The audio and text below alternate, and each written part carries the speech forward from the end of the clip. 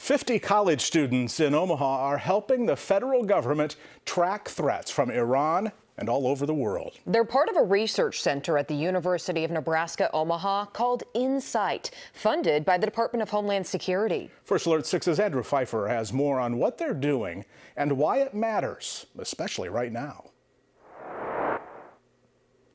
Such important work is happening at the local level for the national audience. When it comes to national defense,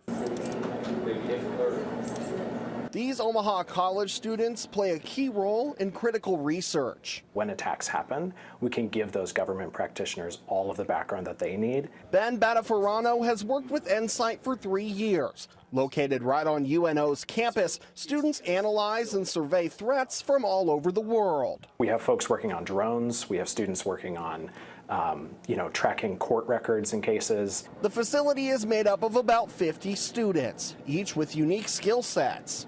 We have students who work on things from political science related majors to criminology and criminal justice to business and AI and ITS. Any type of terrorist threat to the United States, we have teams looking at. Gina Ligon is the director at InSight. She's seen threats of all kinds. We're looking at how terrorist groups sponsored by Iran might be using drones, how they're using cyber attacks, and also how their propaganda might be trying to inspire people inside the United States to take up the cause. Approximately 20 of the 50 students at InSight are focusing on the war in Iran alone.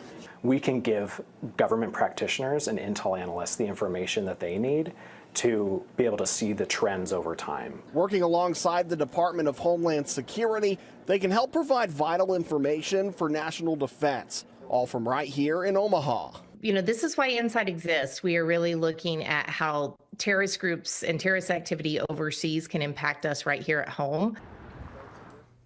The organization launched in 2020 and it is funded through 2030.